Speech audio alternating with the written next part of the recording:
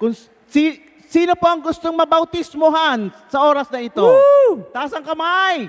Amen, Yung mga amen, gustong amen. mabautismuhan ng ating Holy Spirit. Yan, lahat Ayan, tayo. handa na sila.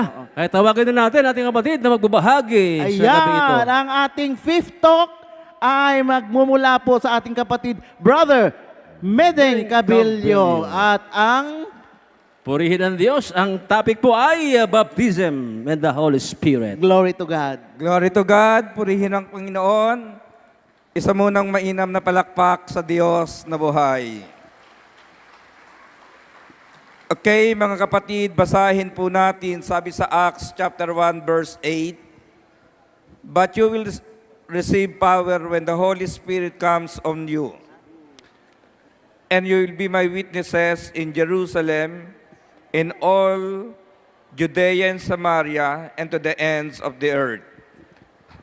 Ngunit bibigyan kayo ng kapangyarihan pagbaba sa inyo ng Espiritu Santo, at kayo magiging mga saksi ko sa Jerusalem, sa buong Judea at Samaria, hanggang sa dulo ng daigdig." Ama naming nasa langit, patuloy po naming pinagkakatiwala sa iyong susunod na sandali, at aming hiling na kami pangunahan ng iyong Espiritu.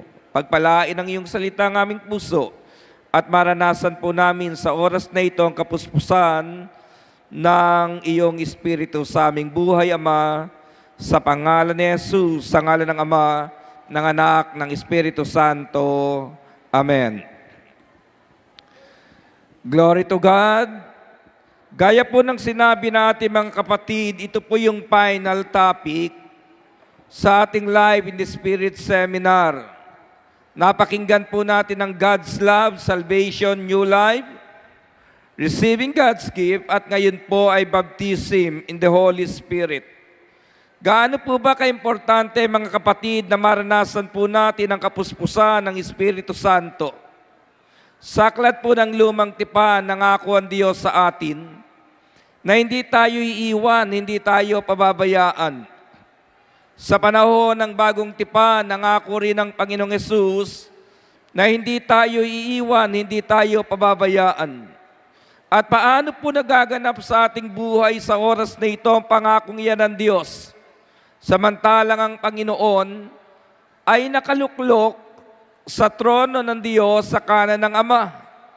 At sa panahong ito, sa lugar na ito, sa ating buhay pananampalataya, paano po nagaganap ang pangakong iyan ng Ama, ng Panginoon sa atin sa pamamagitan ng Kanyang Espiritu?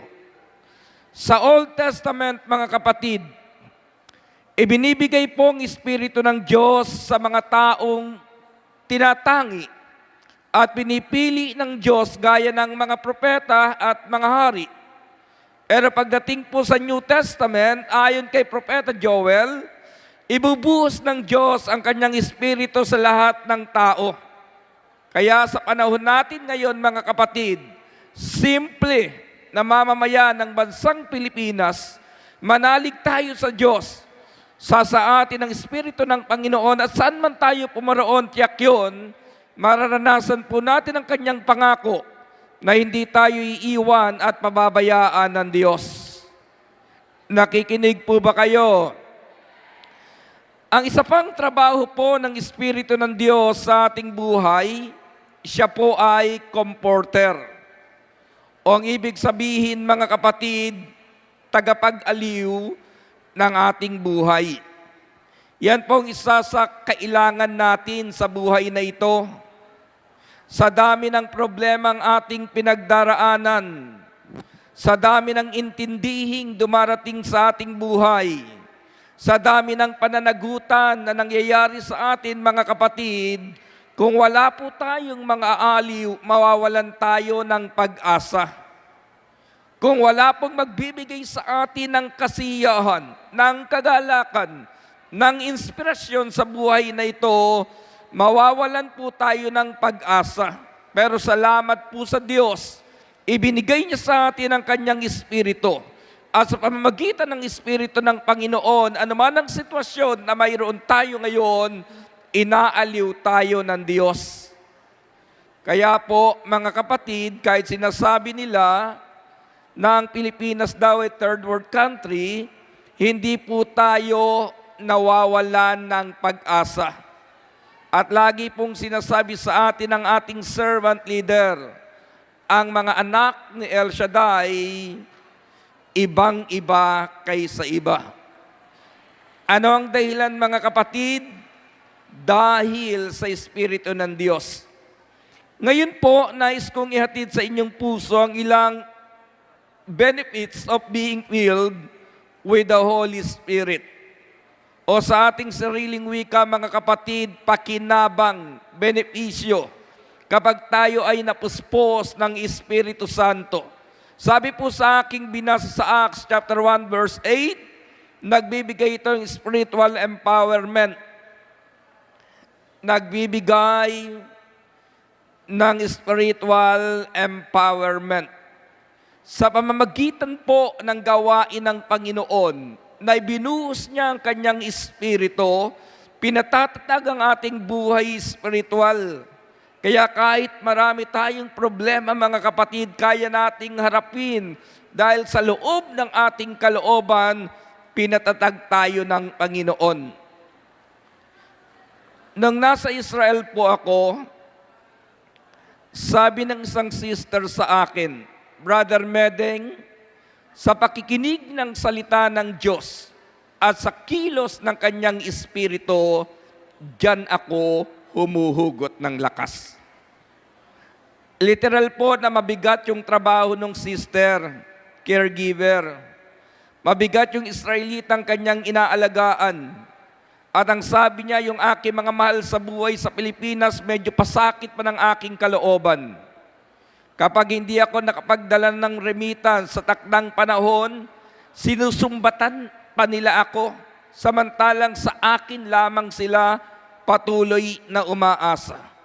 Sabi niya sa akin, sa trabahong mayroon ako, sa buhay ng aking mga mahal, pasakit pa sa akin, pero salamat sa Diyos, mayroon siyang gawain na kumikilos ang kanyang espiritu, kaya patuloy na lumalakas ang aking buhay pananampalataya.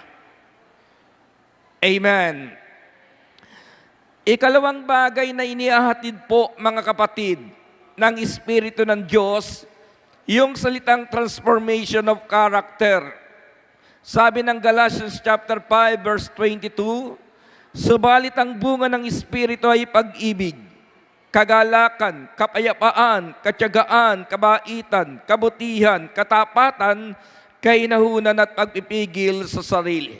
Transformation of character. Sabi nga ng ating servant leader, ang mga anak ni El Shaddai, ibang-iba kaysa iba. Bakit? Naagawan ka na ng pwesto sa araw na ito, nakangiti ka pa. Naulanan ka na at ngayon natuyo na yang tubig sa iyong katawan, mapayapa pa ang iyong kalooban. Bakit, mga kapatid? Binago tayo ng Diyos. Meron pong isang sister na nagkwento sa akin ng ganito. Nakapagpaasawa siya ng isang lalaki mula sa Saudi Arabia. Nagkakilala po sila at sila'y ikinasal. Inuwi siya ng kanyang mister sa bahay ng lalaki kasama yung biyenan na babae. Alam po ninyo, mga kapatid, nung nagsasama pa sila, napakabait, napakabuti ng kanyang biyenan sa kanya. Pero nang umalis muli yung kanyang mister para mag-abroad, nagsimula po ang sister na ito na gawan ng mga bagay na di mainam ng kanyang biyanan at sinisiraan pa siya sa kanyang asawa. Minamaltrato po siya. Isang araw, mga kapatid, yung kanyang biyanan ay na mild stroke. Kitang-kita niya na hindi po makatayo. At habang tinititigan niya yung kanyang biyanan, ito daw ang ibinubulong sa kanya ng demonyo. Sabi ng demonyo, makagaganti ka na sa biyanan mo. Pero alam po ba ninyo, ang isinagot ng babaeng ito sa demonyo? Sabi niya, hindi. Ito yung pagkakataong maipakita ko na iba ang ugali ng mga taong napuspos ng Espiritu ng Diyos. Ang ginawa po ng sister na ito, inalagaan ng kanyang biyanan. Sa madalit sabi, nanumbalik ang lakas ng kanyang biyanan at ngayon sa kanyang paglilingkod at pananampalataya, ang unang kakampi niya, walang iba kundi ang kanyang biyanan. Mga kapatid, uulitin ko po, sabi ng isang awitin pala, gusto kong bumait, pero hindi ko magawa. Di ba? Sabi pa niya, humanap ka ng pangit at ibigin mong tunay. Hindi po yan totoo, mga kapatid. Kung gusto nating bumait at umayos ang ating buhay, may Espiritu ng Diyos na ibinibigay sa atin na nagbabago ng ating kalooban. Ikatlo, mga kapatid, yung salitang guidance and direction. John chapter 16, verse 13.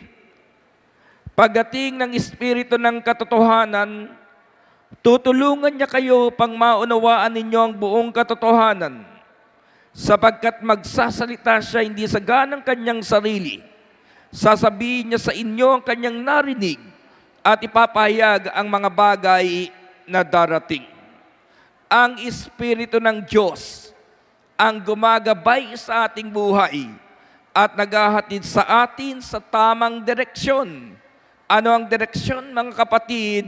Isang maginhawa at matagumpay na buhay. Marami po tayong plano bago matulog sa gabi. Isinasalansan na natin sa ating mga isipan ang gagawin sa kinabukasan. Pero minsan nakalulungkot, mga kapatid, hindi pa tapos ang maghapon nating paggawa. Ubus na yung lakas na mayroon tayo para magpatuloy. Ano ang bagay na dapat nating gawin? Pagising sa umaga, ilatag po natin sa Diyos ang gagawin natin sa maghapon. At hilingin natin na samahan tayo ng Espiritu ng Diyos. At bigyan natin kaluguran ng Panginoon at tinitiyak ko sa inyo, mga kapatid, gaano man kabigat ang maghapong daraanan ng ating buhay, paggagaanin ng Panginoon, aaliwin tayo ng Kanyang Espiritu. Amen. Isa munang malakas na palakpak sa Diyos na buhay. Ikaapat, mga kapatid, yung salitang abiding joy and peace. Ang Espiritu ng Diyos ang naghahatid sa atin ng kagalakan at kapayapaan. Kagalakan at kapayapaan sa kabila ng marami tayong mga problemang pinagdaraanan sa buhay. Amen. Lahat po tayo, mga kapatid, may kahilingan sa Diyos. At ang isa sa pinakamainam na kahilingang dapat malagay sa ating puso ay magkaroon tayo ng kagalakan, magkaroon tayo ng kapayapaan. Dahil kahit gaano kabigat ang mundong ating ginagalawa ng paligid na ating kinalalagyan, mga kapatid, tinitiyak ko sa inyo, kapag payapa ang puso mo, magiging payapa ang paligid mo.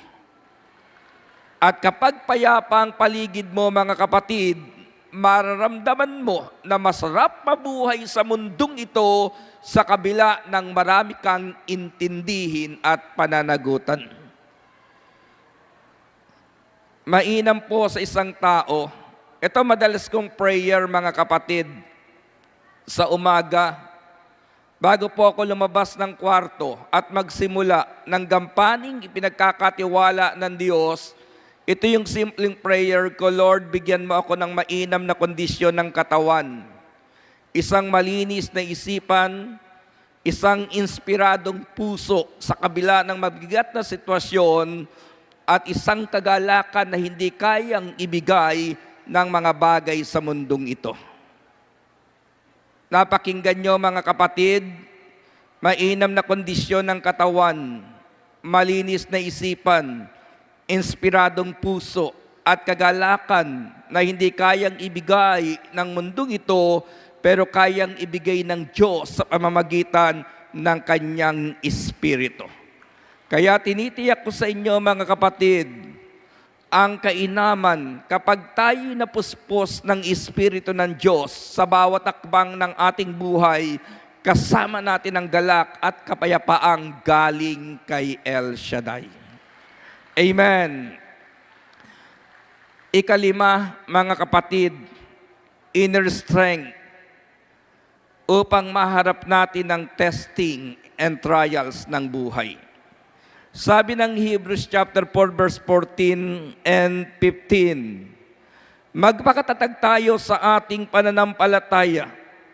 Yamang mayroon tayong dakilang saserdote na pumasok sa kalangitan sa harapan ng Diyos, walang iba kundi si Jesus na anak ng Diyos. Ang dakilang saserdote nating ito ay nakauunawa sa ating mga kahinaan, sapagkat sa lahat ng paraay tinukso siyang tulad natin, ngunit hindi nagkasala. Alalahanin po natin ang si Jesus ay magkatawang tao at namuhay dito sa lupa. Si Jesus po'y namuhay gaya ng isang pangkaraniwang tao. Ang lahat ng testing, trials na pwedeng daanan ng isang tao, pinagdaanan po ng Panginoon. Kaya sinasabi sa aklat ng Hebrews, naiintindihan po tayo ng Diyos, naunawaan tayo ng Diyos. Pero ang sabi po sa dulo, ngunit hindi nagkasala. Ano ang susi, mga kapatid? Sabi ng Matthew chapter 4 verse 1, pagkatapos si Jesus ay dinala ng Espiritu sa ilang upang tuksohin ng dyablo. Ang isang dahilan kung bakit matatag ang Panginoon nang magsimula siya sa kanyang public ministry. At sa dami ng mga testing, trials, mga pambabatikos, intriga, pag-uwi ka ng pangit na salita laban sa kanya, nanatiling kalmado ang Panginoon. Nanatili ang Panginoon sa misyong ibinigay sa kanya ng Ama. Ano ang sabi mga kapatid? Si Jesus po ay pinapatnubayan at puspos ng Espiritu ng Diyos. Ganyan po kaimportante mga kapatid. Kapag nasa atin ang Espiritu ng Diyos, hindi ka kayang igupo ng problema.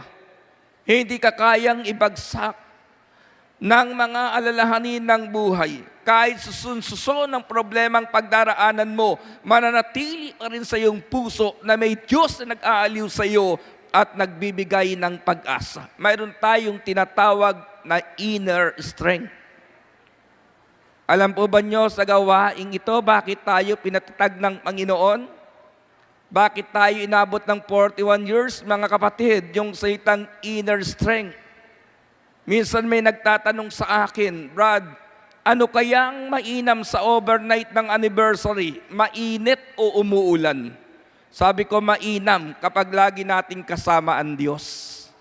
Bakit? Kasi naranasan na po nating ulanin sa gawaing ito. Naranasan ko po sa unang dalo ko ng overnight, mga kapatid, halos gahita ang tubig dito sa Luneta, pero bit-bit ang kanilang mga anak. Hindi po umaalis, tinatapos hanggang sa healing message ng servant leader. At ang biyayang nakikita ko, mga kapatid, kapag hindi umuulan, mahaba ang pila sa toilet ng mga babae.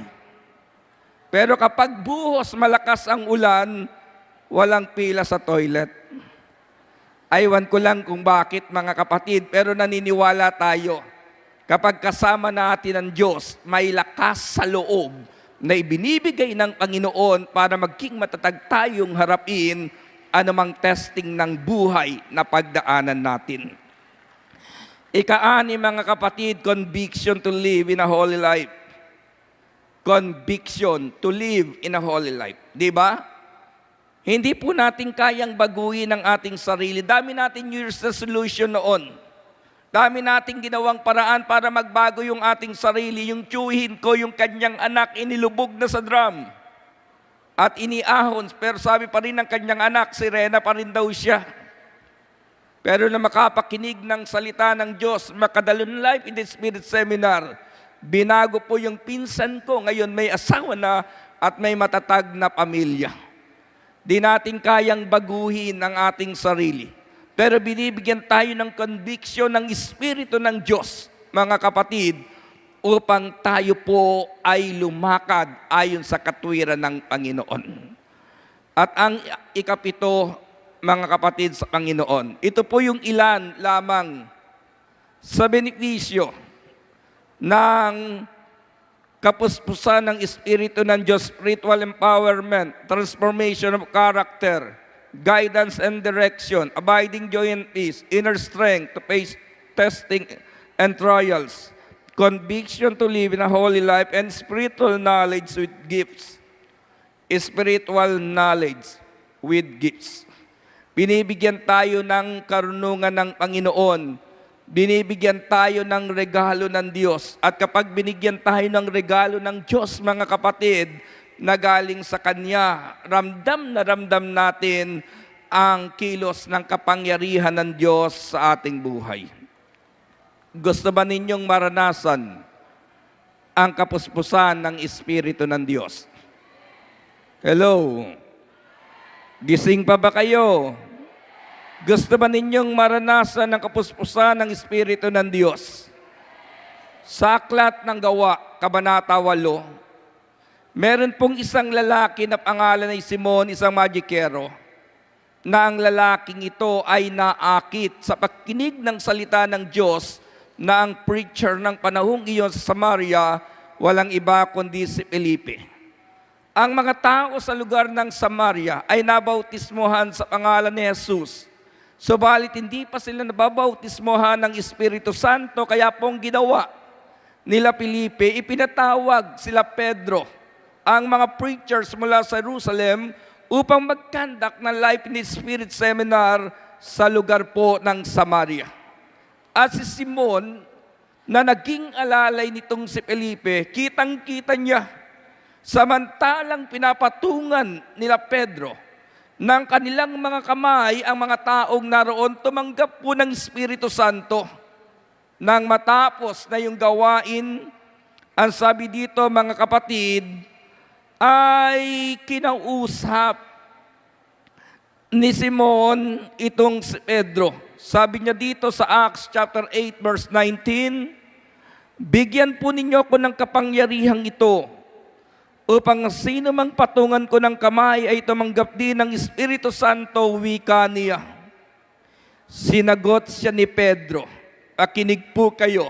Sabi ni Pedro sa kanya, mapapahamak na kasama mo ang iyong salapi, sapagkat ang akala mo'y mabibili ng salapi ang kaloob ng Diyos. Wala kang bahagi ni karapatan sa bagay na ito, sapagkat alam ng Diyos na marumi ang puso mo. Ang ganda po ng hinihingi ni Simon. Sabi niya kay Pedro, ibibigay ko sa iyo ang aking salapi. Bigyan mo lang ako ng kapangyarihan nang sino mang patungan ko ng kamay ay tumanggap din ng Espiritu Santo. Nakalulungkot lang, mga kapatid. Si Simon po, Marshall, sa gawain ng Panginoon, alalay ng preacher na si Felipe.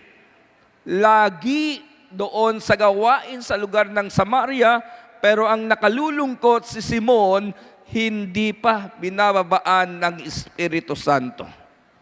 Mga kapatid, dalangin natin ang ating mga prayer request tugunin ng Panginoon. Pero ang unang mithiin ng ating puso sa gawain ng Panginoon, puspusin niya tayo ng kanyang Espiritu. Amen? Mainam na ma-answer prayer ka. Mainam na makarinig ka ng mga awitin ng pagsamba. Mainam na makarinig ka ng preaching ng preacher. Pero ang unang pinakamahalaga, mga kapatid, mismo sa iyong sarili, babaan ka, maranasan mo ang kilos ng Espiritu ng Diyos sa buhay mo. Bakit? Kahit wala yung preacher na napakinggan mo, kung nasa iyo ang Espiritu ng Diyos, saan ka man pumaroon, may tagumpay na ibibigay ang Panginoon sa buhay mo. Amen. Ano ang ginawa po ni Simon? Kinausap si Pedro. Sabi kay Pedro ay ganito, bigyan po ninyo ako ng kapangyarihan. Anong sagot ni Pedro, mga kapatid? Wala kang bahagi ni karapatan sa bagay na ito sapagkat alam ng Diyos na marami ang puso mo. Hindi pwedeng ilagay ang Espiritu ng Diyos sa ating puso kung mayroon pong nakauko pa sa pusong yan, lalo na kung may basura sa ating puso. Ang sabi po sa verse 22 ng Acts chapter 8, pagsisihan mo ang iyong kasamaan at manalangin ka sa Panginoon na naway ipatawad sa iyo ang masama mong hangarin. Tayo po tayo, mga kapatid, sa Panginoon. Paghahanda para maranasan natin ang kilos ng Espiritu ng Diyos sa ating puso, sabi ni Pedro kay Simon, pagsisihan mo, talikdan ang iyong kasalan. Ang unang hakbang, mga kapatid, isuko po natin sa Diyos ang laman ng ating puso. Dahil ang sabi sa aklat ni Ezekiel, bibigyan ko kayo ng bagong puso. At sa bagong pusong ito, ilalagay ko ang aking espiritu. Ang unang hakbang sa oras na ito, mga kapatid, isuko natin sa Panginoon ang lahat ng bagay sa ating buhay, ang laman ng ating mga puso. Iyoko nyo ang inyong mga ulo, ipikit ang inyong mga mata. Taas po natin ang ating mga kamay sa Panginoon. Hallelujah. Kausapin nyo ang Panginoon sa dako na inyong kinalalagyan. To Jesus I surrender all. To Thee I Daan po ang Diyos na iparanas sa atin ng Kanyang kapangyarihan. Kung maisusuko natin ang lahat na laman ng ating puso, ng ating buhay. And trust in me, His presence daily live. I surrender all. I surrender all. Hallelujah. Oh, thank you, Jesus. Thank you, Jesus.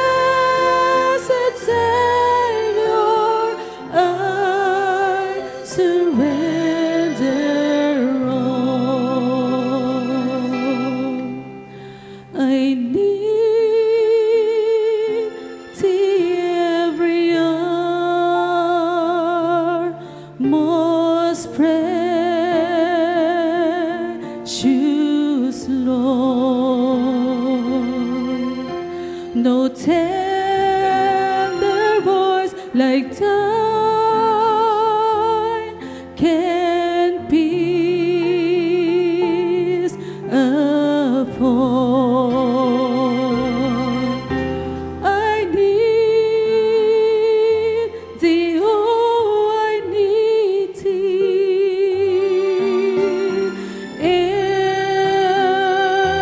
Every hour I need thee. Oh, bless me now, my Savior. I come to thee.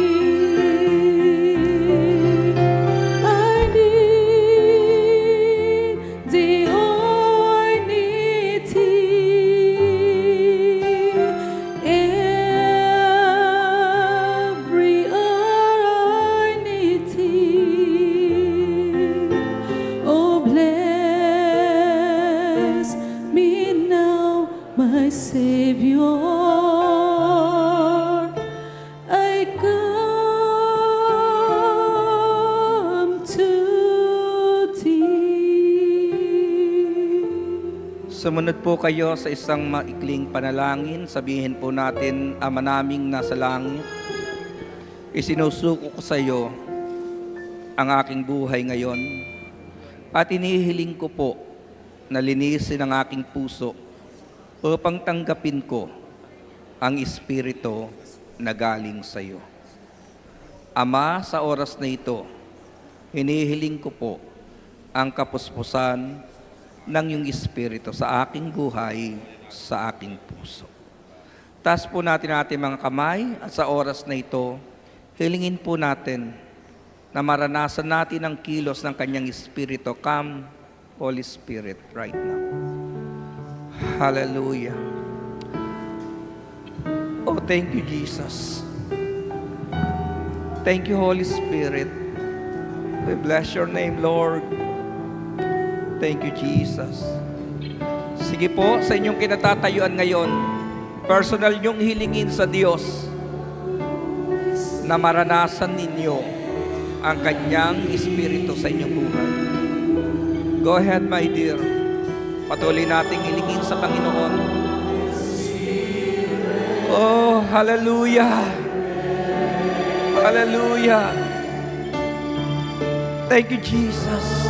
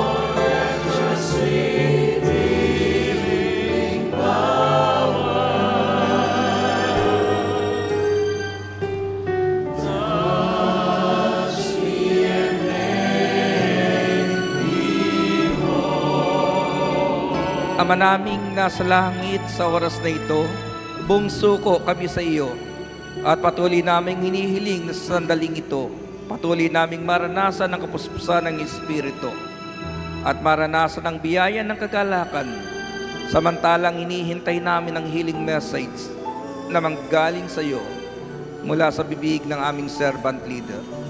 At sa dakong ito, Ama, na aming kinatatayuan, tinatanggap namin ang paglogob ng iyong Espiritu sa aming buhay. Sa pangalan ni Jesus, sa ngalan ng Ama, ng Anak, ng Espiritu Santo. Amen. Amen. Praise God. Hallelujah. Salamat, Brother Medic Avilio.